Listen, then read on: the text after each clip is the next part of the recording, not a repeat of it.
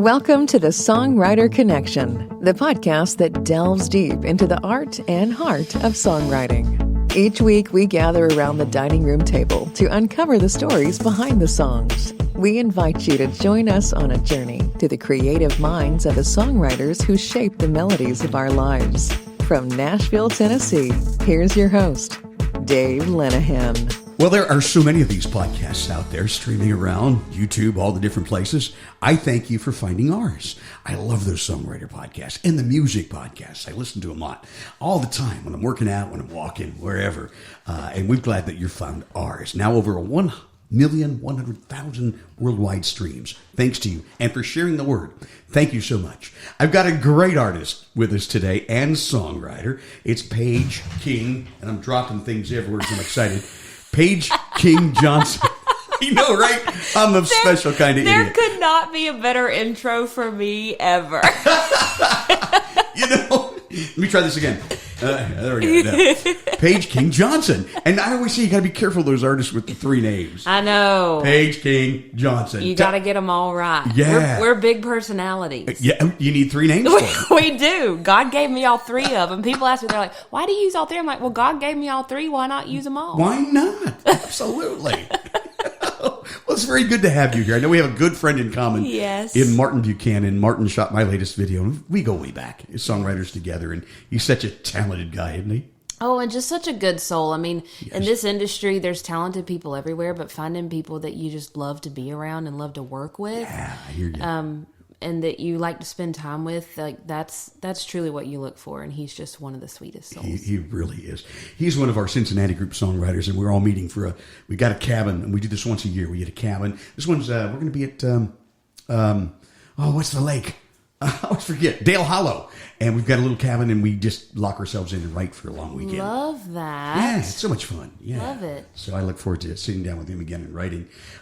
He did my video, Absalom, if you've seen it out there. If you haven't, please do check it out. But he did some videos for you, too. Yes. Like 3 or so? Yes. So I met him through my connection with the Department of Agriculture in North Carolina. And You're the music ambassador for yes. that. I love that. I call myself the sweet potato queen. All right. But we met through that, and so we did a couple of video projects with the Department of Agriculture, and then he also shot the music video for my song Why God Made Small Towns, and I got to bring him to my little hometown in North Carolina and show him around. For your barnyard sessions, right? Yes, Yeah. we got to do that as well too, and so just a lot of really fun video projects, and some of the ones that mean the most to me are the ones cool. that he was on. We're going to talk about all that stuff. For sure. But first I want to say,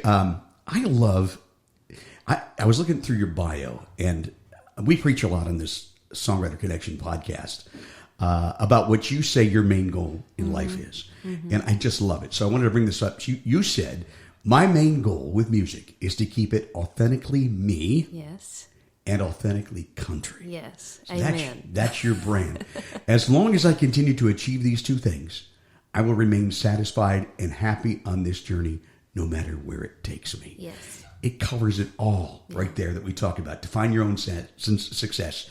Be you. Yeah. Have the passion for it. But be authentic to you. Right, Be exactly. you who you are. Well, I tell people all the time that art can't be forced. The second that you get in a room and you try to write something that you think is going to be successful or is whatever is trending on TikTok or whatever, your fans and your people around you, the people who know you well, they can see right through, the smoke and mirrors. And if it's not something that's truly something that you would say or, something that would come out of your mouth in conversation, then, why are you putting it out? Just to try to catch a few followers or something, Yeah, absolutely. So I got to keep it country and keep it me. That's you. I love that about you. That's fantastic. Let's tell folks a little bit more about you. You grew up in a little North Carolina town south of Raleigh called? Anger. Yeah, farming country, right? I noticed you didn't try to pronounce it because nobody can get it right. No, I didn't even try. I thought I'd let you do that. You caught me. 40 years of radio experience there. Okay. Yeah. And it's a farming community. You grew up on a farm. I did. A horse farm out there. And So you ride horses and stuff? Yeah. I did. I grew up. That was my sport, was showing horses. Really? From the time I was about 3 years old until I moved to Nashville. How about that? Wow. And Do you still ride occasionally? When I get time to, my parents still have a horse on their farm, and I don't really get weekends, really at all. But on the occasional off day, you gotta play on the weekends. I'll be able to get back and get to the barn, and at least, honestly, just getting the horses out and brushing them off does a world of therapy for me. There's a title for you, Back to the Barn. Yes. There you go. So I'll tell you a little bit more about Paige, and then we're going to get into this. Paige picked up a guitar very early. She was singing since 9 years old, yes. and you sang all the classics, Loretta, yes. and all Merle Haggard, and all of them. Patsy Cline, yes. Waylon Jennings, all my yes. favorites. And then you started playing around, and next thing you know, you're opening for all the big acts. King Brown and Scotty McCreery and Lone Star and Neil McCoy and many others. And you went to Belmont University. I did. Here in Nashville. And I always said, if I could do it all over again, I would have gone to Belmont. Yeah, little baby Bruin sitting right here. Right. A baby Bruin. And you took the music business. That's what you studied. I did. I come from an entrepreneur. That's a hard word. It is a hard word. Entrepreneurial family. It's almost like Angier. It's just as bad. Yeah. And both my parents, my dad started a business, and my mom helped him get it off the ground. And so I always had a business mind in me. And thankfully, them being in business, they were smart enough to kind of edge me towards, hey, why don't you learn about the business side of this instead of just the artistic side? You can take piano lessons, you can take guitar lessons, you can read books on songwriting, but there's not a lot of resources out there to learn about the business of music and how to make money and how to stay afloat. Yeah. And it's so important. I think having a good business head and being in music is so important because you're managing your own career. And even if you're not, you know the ins and outs. Right. So that you're not taken advantage of. Exactly. I mean, people who consume music, I don't think they realize that each artist is truly just another small business in the world. It really is. And there's so many moving parts and so many, bad ways that you can turn that can completely sink your ship in a matter of seconds. And, I know that I love music so much that I wanted my career in music to have longevity. And so I was able to learn a lot. I mean, I do not by any means know everything that there is to know. And you learn, there's a lot of learning by doing that happens in this industry as well too. But it was important for me to learn what I'm owed as a writer and as an artist and how to stick up for myself. That's great. And we're going to delve more into that. I want to say more. She's a 5-time Carolina Country Music Awards winner, Female Vocalist of the Year, Single of the Year, Emerging New Artist, Songwriter of the Year. Yeah. Hey, it's a songwriter podcast. And Tour of the Year. So you're out there touring a lot, aren't you? Yes. Yeah, you get out there. And you mentioned in 2022, the North Carolina Department of Agriculture and Consumer Services named you the musical ambassador for them.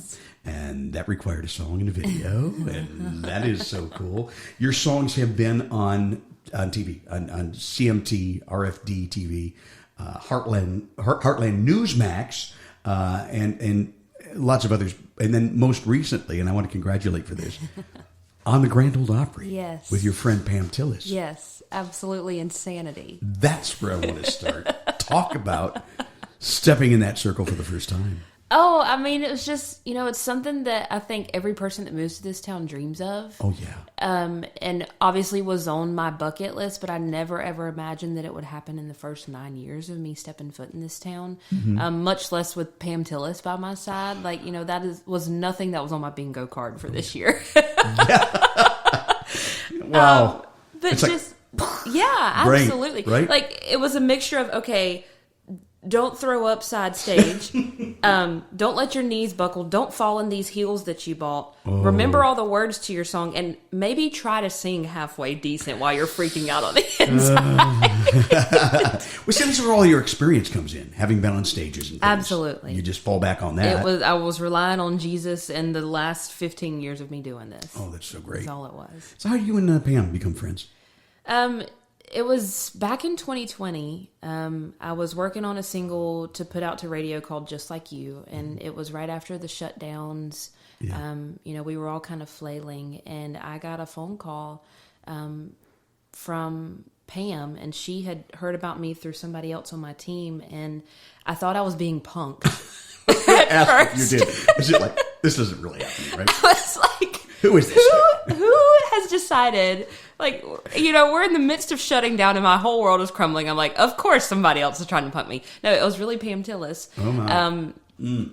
And she called me up and she was basically just said, I heard your song Just Like You. I believe in you as a songwriter and as an artist. And, I want to, while I'm off the road, I want to, be of any help to you that I can. And that kind of tumbled into her falling into this producer role that she had never done for my music video for Just Like You. And that was kind of the beginning of our relationship. And we worked on multiple music videos after that. And it just kind of, came into what I call like this sisterhood. She's kind of like my big sister in country music. And could you have a better mentor? I know. I don't think so. That's awesome. I mean, she's seen everything in this industry from, being a child of Mel Tillis to then having her pursuing her own artist career. And, she knows the ins and outs, the good, the bad, the ugly, the everything. And, every time I'm around her, which she's just a hoot and a half and I just love hanging out with her, but she has so much knowledge and so many stories to tell. And there's just so much. I remember value. a few from back in my radio days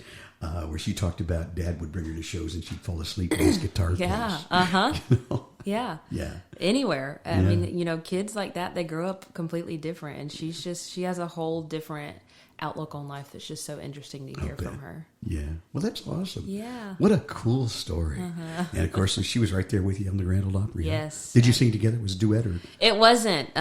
She kind of sandwiched me in between two of her songs in her 3-song set. And so I remember I was walking out, she introduced me, and I was walking out and she hugged my neck and she just whispered in my ear, she was like, "Go get it." And Go get it. Just like, oh, God. No pressure.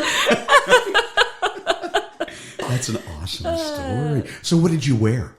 Oh my gosh, that was like the biggest thing. I'll bet. Like after we figured out what song I was going to sing, I was like, well, what do you wear to the Grand Ole Opry? Really? I don't even know. I wanted to like pull out my prom dresses, but none of them fit. So it had to go. No, I'm kidding. Come on. And ended up like shopping for 2 weeks and ended up wearing a dress that I had had in my closet for like 5 years. Awesome. So that's cool. Now, is there video of this out there on YouTube? There is, yeah. On not on YouTubes? YouTube, on Instagram. There's some video footage and photos and stuff like that. I was like, haven't seen that. I want to remember this day forever. Absolutely. Forever. I want my kids to know that I was cool at one point in my life. Even when you become a big star and you've done it 100 times, you look back to that first time and you go, man, I'm sure. That was so special. Yeah. Now, you've got a new song out, and I want to talk about it. I want to play it. You wrote on this song, right? I did. You like to write. I do. I love it. Yeah. Consider yourself a songwriter and performer. And an artist, yeah. Now, you wrote this with two special people. Tell us about it and the writing. I know one of the two. Yes. And the other I know kind of. Know of. Yeah. I wrote the song with Terry Jo Box and Scott Sean White. Yeah. We wrote it, I believe, June of last year. Sitting on the front porch at Terry Jo's publisher house, and I brought the idea to them. I'd had it kind of sitting in my phone for a little while, and I knew it was going to have like a light sense of humor to it, and Terry Jo is just such a funny person. She's a brilliant writer, and Scott Sean White is the same, and he's just a goofball. And like when all three of us are together, it's just we can just like write the silly songs, but also that are like hooky. And so I was like, I don't really know how to execute this, but I have the idea, and we just. It was your idea. We kept tweaking it, and we came out with Somebody's Gotta Do It. Somebody's Gotta Do It.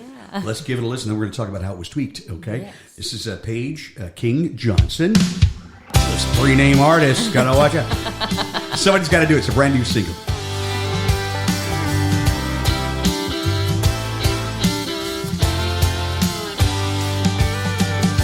Somebody's gotta watch and mow that yard. In the hot summer sun, no shirt, oh my Lord.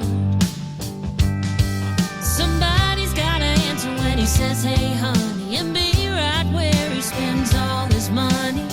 Somebody's gotta get wrapped in them arms.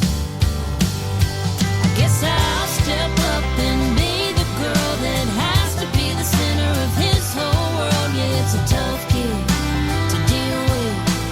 Go ahead, sign me up. If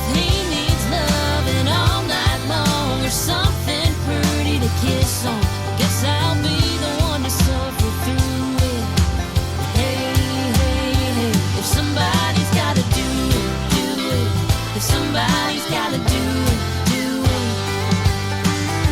Somebody's gotta be why he picks those daisies.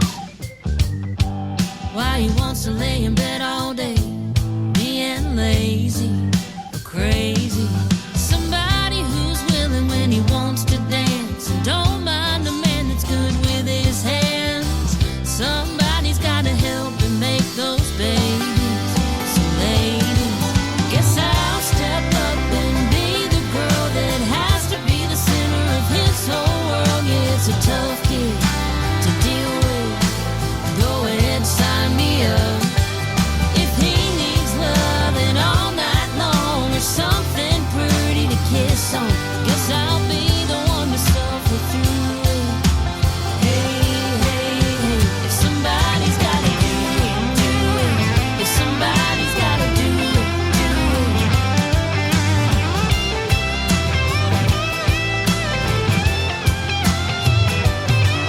Guess I'll step up and be the girl that has to be the center of his whole world. Yeah, it's a tough gig to deal with. Go ahead, sign me up. If he needs loving all night long or something pretty to kiss on, guess I'll be the one to suffer through it. Hey, hey, hey, I guess I'll be the one to suffer through it. Hey, hey, hey, if somebody's gotta do it, do it. If somebody's gotta do it, do it. Fine, I'll do it. Okay, I'll do it. If somebody's gotta do it. Oh, yeah, Paige King Johnson. Do they call you PKJ? They do. PKJ. Yeah. PKJ. It's a little less mouthy. And of course, you wrote that with Scott Sean White. Yes. And Terry Joe Box. It was a bunch all of three named names. people. There was a lot of big heads in the room that day. You don't call Terry Joe Terry. You No. call her TJ, I think. You call her TJ or Terry Joe. Terry Joe. Yeah. Yeah. I love her. She's just really amazing. Beautiful gal. And she runs the freak show at the local here in town, which I'm sure you've played a few times, Yes, right? one of my favorite rounds in town. It is mine too. I've only done it a few times. When I beg her, Yeah. sometimes she feels sorry for me. But one time I was playing it up. We have this crazy, stupid song. It's called "Said No One Ever," and it's just fun. And after the round, she says to me, I go, "Yeah." She goes, "You know that song you did, Said No One Ever?" I go, "Yeah." She goes, "I just want you to know." I've been writing on that for a couple of weeks, so if you ever hear it, I didn't steal it from you. Right. Oh, no problem. Nobody Yeah. steals, You just write it better. Right, That's yeah. how it goes, Yeah. But yeah, she's wonderful. Love her. She's amazing. And she's a redhead. Yes. And she has a standing invitation to be on this show. One of these days, we're going to talk her into it. You need to. I do. She's got all kinds of stories. Yeah.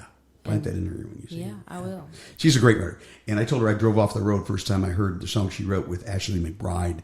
The one about Great American Scandal, like Kennedy and Monroe. Like, whoa, that's some writing. And just hearing her sing that. Have you ever heard her sing I've that not one live? heard her sing that live. Oh my gosh. Got It's so to. good. Amazing. So good. I bet it is. Because I always love hearing the songwriter sing the song. Oh yeah.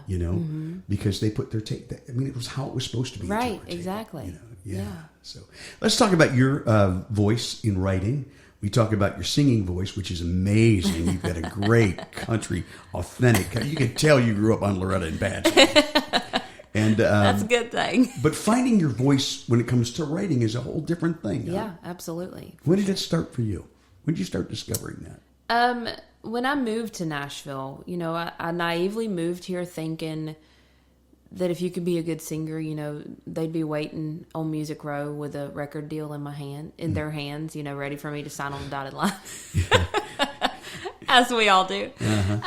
And I quickly realized that Nashville, you had to not necessarily be a great songwriter, but you had to know what you wanted to say, and you had to have a little bit of a voice. And I was nervous to write songs, I think, because I was 17 at the time, and I was like... When you first started coming here, you were 17? Yeah. Okay. All right. And I was like, what have I lived through, and what do I have to say that anybody cares about listening to?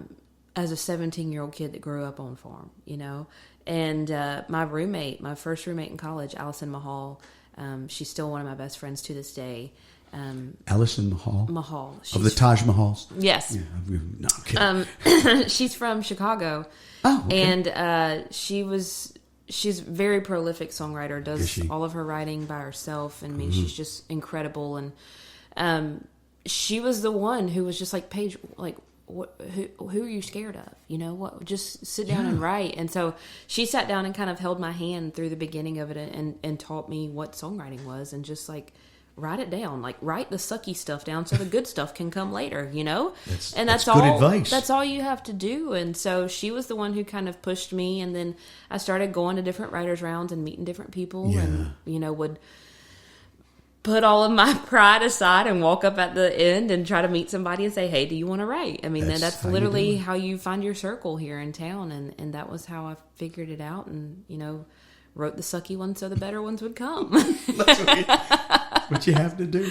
And I still write sucky ones. But, we all do. Yeah. Even the big pro hit writers will tell you that, And sometimes the ones that you thought were really sucky become the big hits. Yeah, yeah. The silly ones. The ones that you just wrote because you didn't have anything else on your mind. Oh, yeah. And then you got to play it for the rest of your career. I know, right?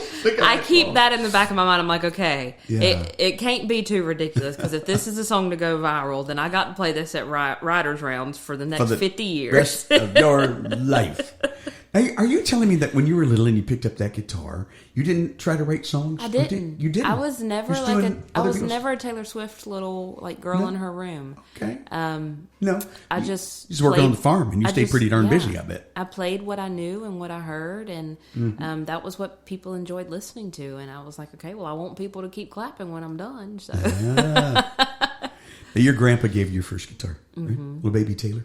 Yes. When I was little 9-10-year-old for Christmas that year, he bought me a guitar, and pretty much just said, like, here, kids, see what this thing can do for you. I had been taking piano lessons for a few years before that, and so he knew, like, music was kind of there for me. And he gave me that guitar, and he was around for a few months after that to be able to see me play in really bad chord formations and all the things. And he ended up passing away the following Easter. And, I'm so sorry. Yeah, and so he was kind of... Did he play an instrument? Did he? He didn't. He was straight-laced car salesman. Oh, I love him already. Yeah. I did that for a while between radio jobs. Yeah. And my dad grew up... he played drums in a couple of bands in high school. And my mom sang in choir at school, but neither of them, ever had any desire to do anything professionally with it. But, there was music in our blood a little bit. And my older sister, my parents saw the value in music and teaching kids music. And so from the time we were little, we were in piano lessons. And then for me, that turned to guitar lessons, and my sister was in band from middle school all the way through college, and I was in band for a little while in middle school as well too, and then switched over to What'd you play chorus. in the band? I was first chair alto sax, no big deal or anything. So you're a multi-instrumentalist. Oh, I couldn't play a saxophone now to save my life. How about piano? Do you play a little piano? A little. I mean, I can clunk my way through chords, but I feel more confident on a guitar. I wish I would have stayed with piano. Songwriters, if you're listening, learn piano first and learn the theory behind it. Now that's interesting you say that. You're the first one I've heard to say that. So tell us why. Yeah. Why do you think it's important? Well, even now when I play on guitar, I think of it in piano terms. Wow. And I see everything on piano, even though I don't even know what I'm talking about when I'm speaking about piano. I wish I would have stayed in piano longer, more so just to learn more theory behind everything and learn... It does help with the theory, doesn't it? Right, and learn scales and learn chord formations and everything else to know why. I mean, I know how to do stuff on guitar now, but most of it's just muscle memory, just because that's how it is, And I don't understand the theory behind it, and I need to be more diligent about forcing myself to sit down and take YouTube lessons again, or whatever it is. But it's cool, but sometimes too much theory can confuse you. It can get in the way. Yeah. And I don't ever want to do that. Maybe that's my excuse for why I don't sit down. There you go. Just remember where you got that. But, it really makes a lot of sense because you look at a keyboard on a piano, it's all in here like that. The black keys are the minors. Right, yeah. But on the guitar, it's weird because the way it's tuned, you got that B, right? Which is, it's so everything's, it's so weird. And then you just learn to work around it. Well, and then you get in rooms with different writers and they're like, oh, well, I play, every guy I've ever played any show with, they're tuned down at least a half, if not a whole step. Or they're in like Dadgad or Drop D. Drop D. Yeah. And I'm like, yeah, y'all are playing in the professional leagues, and y'all left me behind at the kickball in elementary school. Like, do whatever you want to do. I'm just going to write lyrics today. Yeah. We've said before, different tunings and stuff. If you're in a slump, you can try a different tuning, a Dadgad or whatever, and it's beautiful. It's just beautiful. But what's really hard about it was when you go on stage, because you don't want to have to. I'm going to tune a Dadgad. Right. Hang on here, I'm tuning. Anybody got a joke? And you're doing. Yeah. It's frustrating unless you bring a couple of guitars. So what I end up doing, and I've written. With a lot of people that'll drop the D. Yeah. And some of the songs just sound better that way, and Absolutely. I'll do it. It's very easy to do that on stage. But a lot of times what I'll do is I'll just learn how to play it in regular tuning. Right, exactly. And go from there. So, but that's cool. That's interesting. You do. You get different inspiration from different tunings. And a dear friend of mine here in town, Greg Wilson. I love Greg Wilson. He is a sweetheart. Been on this podcast, an amazing songwriter. And he's the guy I was thinking about when you said Dadgad. He only writes in Dadgad. Yeah. Every single time. Me, him, and Scott, we write together quite a bit. Yeah. And he only writes in Dadgad. And I love writing with him because, well, A, he's just like stupid good at melodies. And his voice is amazing. But B, it just brings a whole breath of fresh air to the room. It does. I love it. Yeah. Yeah. Yeah, cool. I didn't get a chance to write with him enough. Maybe 4 or 5 songs, but I love the guy. And he's been on this podcast. We've been trying to get him back. Yes. Because he's just that talented. Yes. Well, let's take a little break. But when we come back, you're going to pick up that guitar. Perfect. And we're going to do some music live around the dining room table. That's what we're known for. Sound good? Be right back.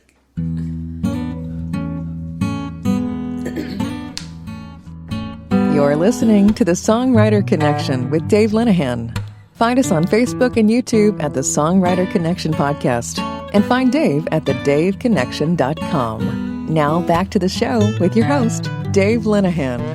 And JPK. No, JKP. PKJ. PK. It's bad. It's a lot. No, that's my squirrel brain. When I'll just call you Paige King Johnson. All right. I'm a special kind of idiot. Hey, listen, if you're listening on YouTube, and I know it's not a video podcast as of yet, but please hit the like and subscribe because that does help us very, very much.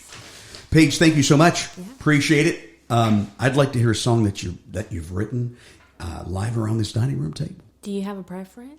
I really don't, but here's the thing.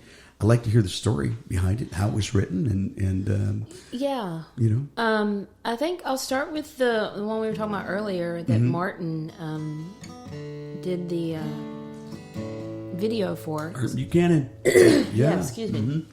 I got frogs in my throat. I wrote this song with a dear friend of mine here in town, Mike Astrakan. That's funny because I know him. I've met him once or twice. Yeah? And he works a lot with my friend Olivia Francis. Yes, he does. Do you know Olivia? I don't know her, but I know her through him. Yeah. Great guy. I met him in 2019. Okay. And we started writing then, and he's honestly one of the people that I write the most consistently with. Wow. And we just get each other on a whole lot of levels, and, I know I'm going to get a good song with him. That's great. But I wrote this song shortly after the shutdowns in COVID. I went back home like everybody kind of did and was like, what is going on? And it was the first time in 5 years that I had, been back in my hometown for more than, a couple of days at a time for a school break or whatever. And it really just kind of like had me in my feels a little bit, and that was the first time I felt like I really appreciated my hometown and the people and the places that helped raise me up. And, since I had moved away, because when I left, I was, the know-it-all 17-year-old who thought that I had outgrown it and it didn't have anything else to do for me and that I was way bigger than it and all the things. And whenever I found myself back in it and just being reminded of all the people and the places there, it just kind of hit me like a ton of bricks. And so this was kind of like our love letter to that place that helped raise us up. Oh, that's great.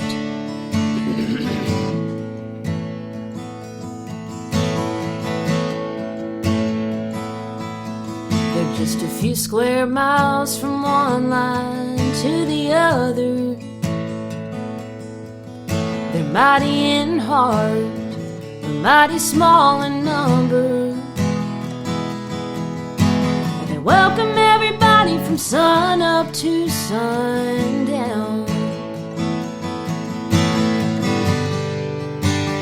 That's why God made small towns. They're nestled in every corner from coast to coast. Full of everyday people with dreams and hopes, putting in hours to help the world keep spinning round.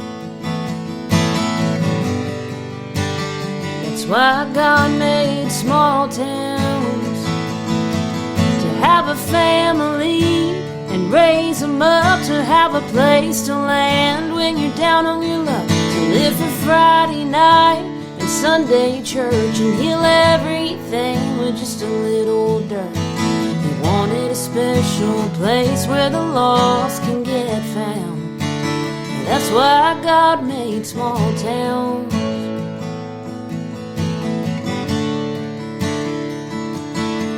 He saw some of his people living a simple life.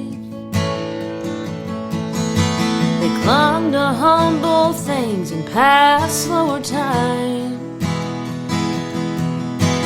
longing for deeper roots in solid ground. That's why God made small towns, to have a family and raise them up, to have a place to land when you're down on your luck, to live for Friday night and Sunday church and heal everything with just a little dirt. He wanted a special place where the lost can get found. That's why God made small towns full of big dreams. Everybody's pulling for the home team. He made a Main Street drive with $1 million view. For me and you to have a family and raise them up, to have a place to land when you're down on your luck, to live for Friday night and Sunday church and heal everything with just a little dirt. He wanted a special place where the lost can get found, just a patch of land to bring a little heaven down. That's why God made small towns. That's why God made small towns.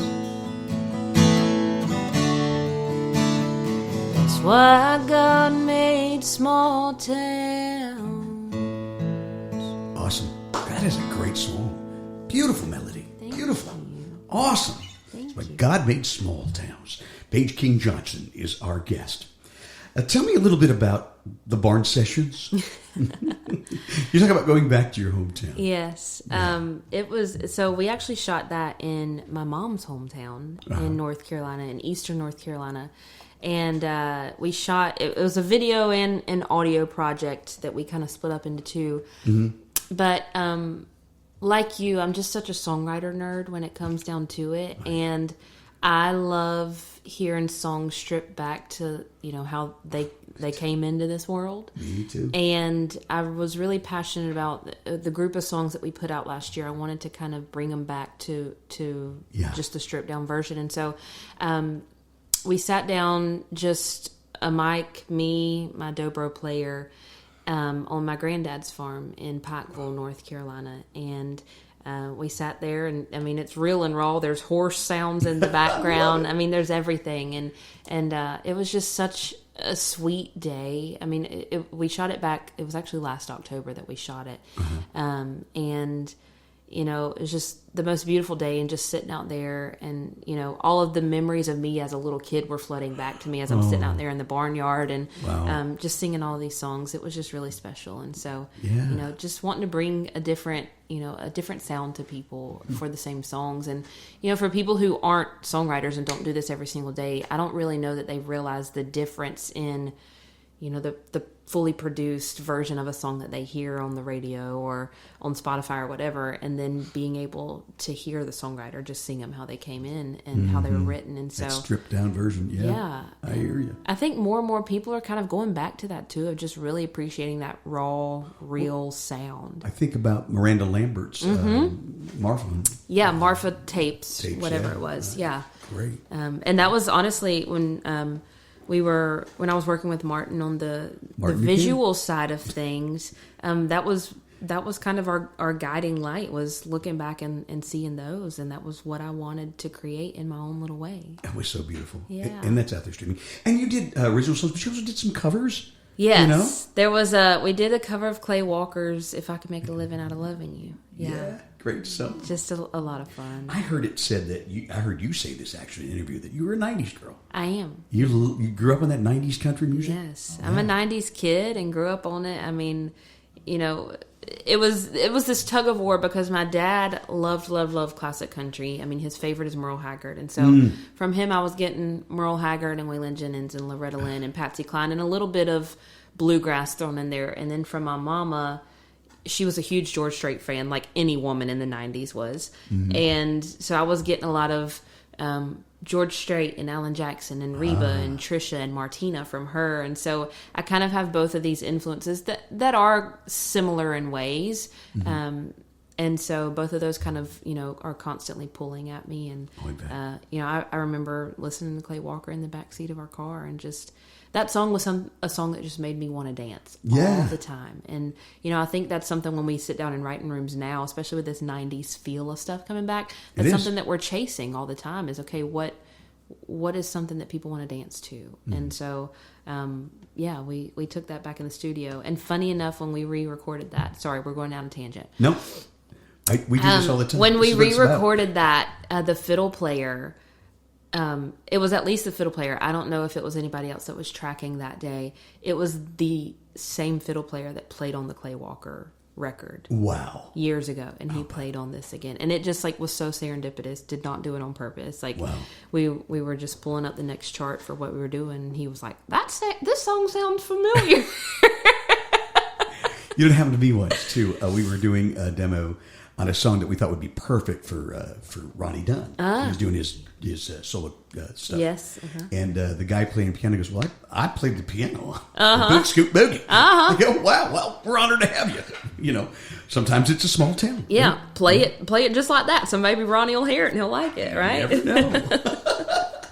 How about another song? You know, while we're talking about the barn sessions, and you were talking about Grandpa getting your first guitar, is that the same Grandpa that Grandpa's Little Girl's all about, or different? It is. It is. So this has got to be a real special song to you. It is. You want me to play that one next? Can you? Is it okay? Yeah. I hate to make requests because I never know what you practiced and what you're ready to play. I literally prepared 0. Because I'm the worst at following any directions whatsoever for myself. So I can make a set list and I completely derail. So there's just no use. It's None whatever at all. you're feeling at the time, None right, at girl? all whatsoever. I can play Grandpa's Little Girl. I actually wrote this one as well with Mike. Right. Ashigan. And just another one of those, like, I actually wrote this one very closely to the same time that we wrote Why God Made Small Towns. I can very vividly remember it was still in the COVID shutdowns. I was still back at home at my parents' house. And it was one of those things, again, that had sparked... my first vehicle was my granddad's hand-me-down 1997 F-150. Wow. And that was what I drove to school every day up until I moved to Nashville. And when I went back home... the truck was still, you know, it's still in our family and it still sits on our farm and it runs and everything. I love it. And you know how many miles? Is it? It's like right at 100,000. Like there's not a lot of miles on it at all. Still brand new. Because my granddad, I mean, he was a car salesman, so he babied every vehicle he had, and he only went within like 10 square miles of his hometown ever. And then when I was driving it to high school, you know, I didn't really go anywhere other than to the barn and to school and back. And so not a lot of miles on it. Wow, cool. But yeah, I mean, in the writing room that I was in, I could look out the window and I could see that truck sitting there every day. And I kept getting little nuggets of things here and there. And I had the first verse and the chorus of the song written, and I took it to Mike, and I was like, I just don't know where to go, and I know this song has to be right because it's, you know, memories of my grandpa. And he had lost his dad pretty soon after COVID shutdowns had happened, and so he was kind of near to, you know, the grieving side of things as well too, and so he added a fresh perspective to it, and so that's where this song came from.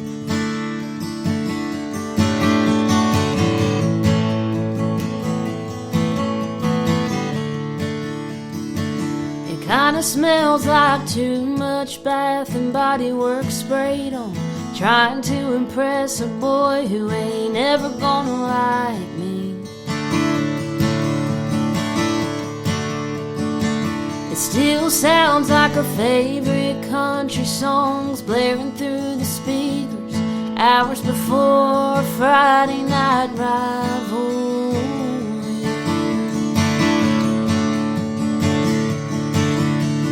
Looks like 16 driving away for the first time, blowing mama kisses out the window of the driver's side, waving goodbye. But most of all, it still feels like you placing my hands on 10 and 2 while you're helping my legs try to reach for the pedal so far away. 10 years old is too young to drive, but it sure as hell ain't the right time to say goodbye to the man who made your world. Yeah, I may be grown and you may be gone, but in this truck I'm still Grandpa's little girl. Oh, that's awesome. It still has that class of 2015 tassel swaying back and forth like I'm still waiting on graduation day. And I swear those leather seats still look as good as he left them, 'cause I know you wouldn't have it any other.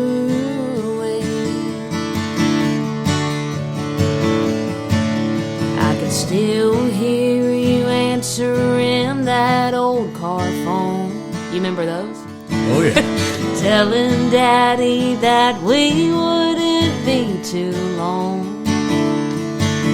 We're almost home. But most of all, it still feels like you placing my hands on 10 and 2 while you're helping my legs try to reach for the pedal so far away. 10 years old is too young to drive, but it sure as hell ain't the right time to say goodbye to the man who made your world. Yeah, I may be grown and you may be gone, but in this truck I'm still Grandpa's little girl.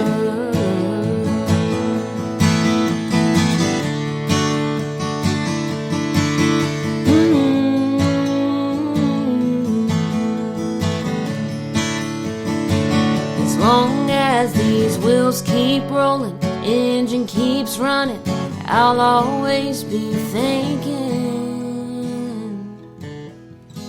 Most of all, it still feels like you placing my hands on 10 and 2 while you're helping my legs try to reach for the pedal so far away.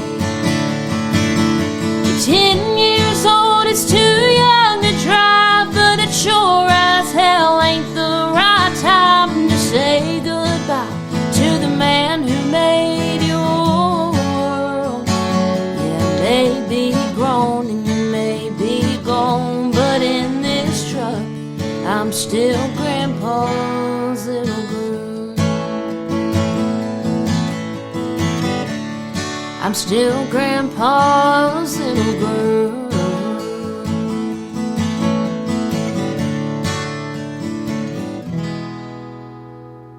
Paige King Johnson. It's a great song. Thank you. I'm going to tell you what. First of all, I want to ask, was that ever a single for you? Well, we put it out as a single this year. Did you? Yeah. This year. Mm-hmm. Did you do a video on that? We did not. I'm telling you, you don't need to, because the furniture, the imagery in that song, it played in my head like a movie. Mm-hmm. It was just awesome. It's its own video. It's crazy to say, but it kind of was. And you know, lessons behind the songs, a strong first line, I think, is so important to draw you in. Bath and Body Works. Bath and Body Works. Who can't? What girl that was born in the 90s cannot relate? Cannot relate to that. You placed us in, and you said you had the first verse. Yeah. Did you have the chorus yet when you went into that? You did. So the first verse and chorus you had, so you knew how you were going to pay it off. I mean, it was just a brilliant piece of writing, I think, because of all that furniture, all that imagery that you put in. And that's the way to do it, girl. Well, you know, and it was all just based off of, I feel like whatever it is, whether it's a truck for you or whether it's, you know, a hand-me-down keepsake or whatever it is that you hold on to that reminds you of all those people. You know, when you're grieving somebody or just missing somebody, if it's long distance or whatever, you get constantly reminded by those things of, you know, hearing things or smelling something you know, and that was what I wanted to capture in this. Is it's not just like, you know, me sitting in there remembering, you know, him taking me to get ice cream in the truck or whatever, but it's like, you know, all the different sights and sounds and smells and sensations and everything of just being in that truck. And you know, there's a lot of different things that can kind of bring something up like that for you, and you don't expect it. And smells are such, I mean, next to a song, a smell can just bring you right back. You know what I mean? Absolutely. And that's what you did. You put it in, it's great writing. You put us in that truck with you. Thank you. Yeah. So good job. I'm a big fan of that song. Yeah. Pretty darn good. And I think you also bring up, we always talk about the lesson behind the songs. Great hook, you paid it off and you painted the picture. And I was with you every step of the way. But, you know, going into a writing session, you had the makings of a song. Yeah. And I think it's real important if you're, and I hope that you are out there, I hope you're co-writing and you're picking other people's brains. I mean, it's important to solo write too, but co-writing is what we do here in Nashville a lot because it brings you to that new level. But I think before you go into a session, have some ideas in your head. Maybe have a melody. Maybe have, like you said, here's a verse and a chorus. I'm going to throw this out. Maybe you want to write on this, maybe you don't. But this is what I'm feeling now. Right. So I think that's brilliant. I think it's an important lesson. It is. Well, and that does not happen. I mean, I don't think that has happened since we wrote that song of me coming in with a verse and chorus. Because I am one of those writers where if you come in with a verse and a chorus, sometimes it's hard for me to connect, you know, because they've already, you know, spent however many hours connected to this song, and trying to get into that headspace and understand where they're coming from can sometimes be difficult. And so, like, props to Mike Asterman on being able to step right in and figure that out. But Mike, that's awesome. You know, sometimes for me that can be difficult if they're like, yeah, well, this is the verse and the chorus and I just don't know where to go for the second verse. I'm like, well, I'm not as deeply into this, but being prepared going into a write is one of the best things that you can do. I mean, because you don't want to waste people's time. No, you don't. Especially when I'm writing with, you know, bigger people that I admire as songwriters. The last thing I want to do is be the person who wasted their time, because they're never going to, you know, take a write with you again. Yeah. And so, and knowing your strengths too, like, and knowing what the other people's strengths are. I know whenever I get in a room with Greg Wilson and Scott Shawn White, they're both nasty guitar players. Yeah, they're good. I don't even bother bringing my guitar to writes with them, because I know that whatever they come up with is going to completely, you know, blow anything that I could come up with out of the water. And so those days I know that I'm probably going to be relying a lot on lyrics that day. Yeah. But there's some days, like when me and Mike write, I usually lean more into melody on those days. And so it's just, you know, it just depends on who you're writing with and knowing the people that you write with, but being prepared is key. Good point. Yeah. What do you consider your strengths? Sitting in the room, write a word, get a third. Write a word. No. That was a spit take. If you it's good that you weren't drinking water.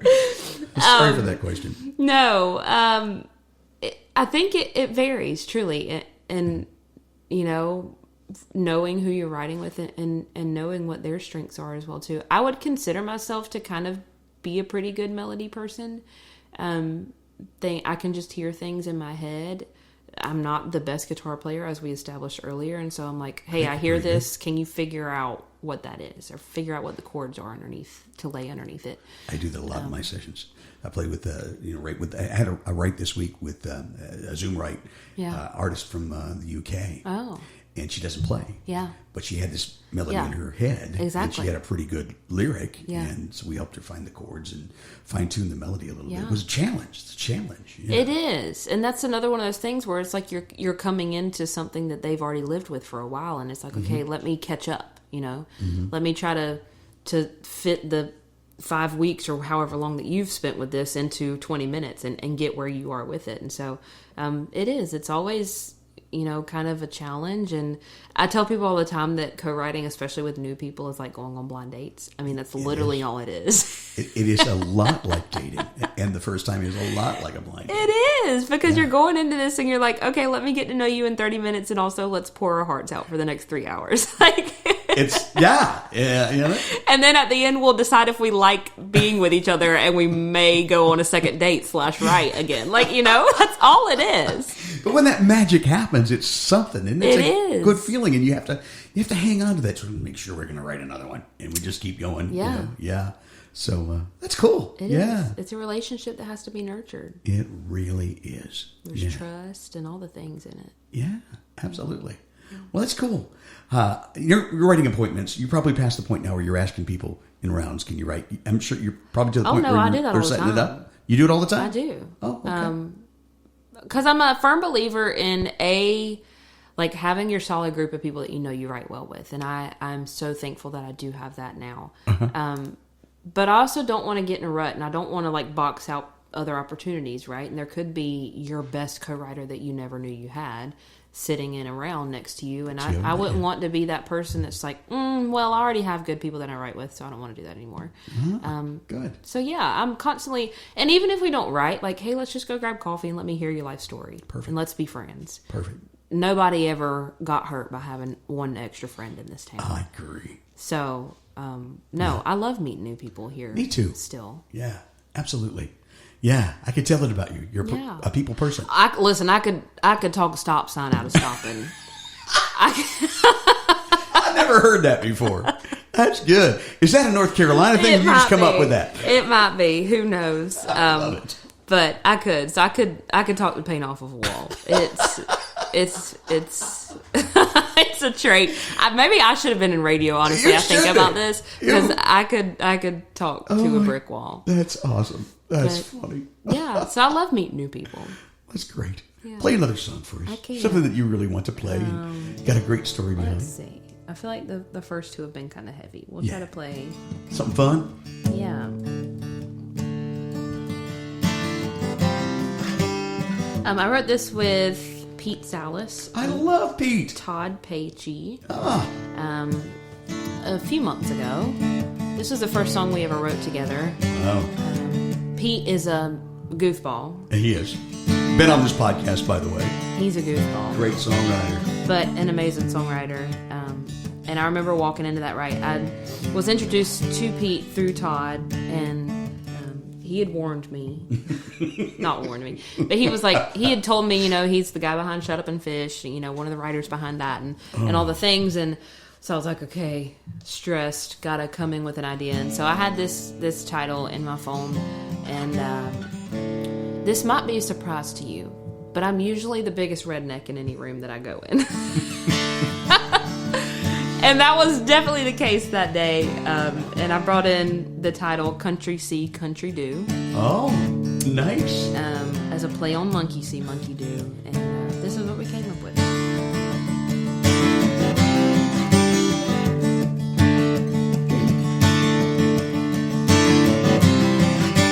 Wake right up at the crack of dawn, side your dickies on, and you're off like a bullet, sweating like sin while you're tilling the land. See a cold beer can, damn, you got a bullet. I can't help myself, it runs deep in my well. Country see, country do. When you're riding knee deep in your John Deere green, the sky's always gonna be blue. When it's what you love and it's in your blood, you ain't got no choice not to. Country see, country do.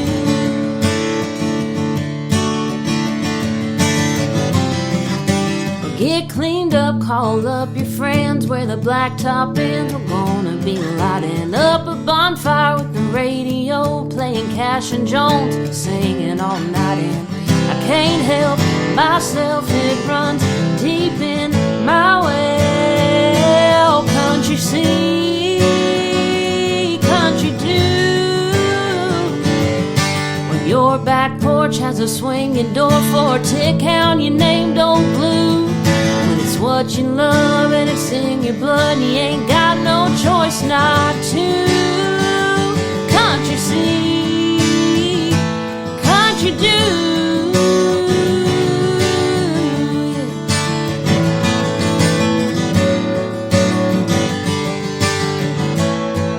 I see a rope in a tree, I gotta swing it. I see an old John boat, I gotta crank it. The sunset on a river, gotta bank it. How about you? Oh, country see, country do. When your truck out back's gonna have a flag waving red, white, and blue. And it's what you love and it's in your blood, you ain't got no choice not to. Country see, country do. Country see, country do. Country see, country do.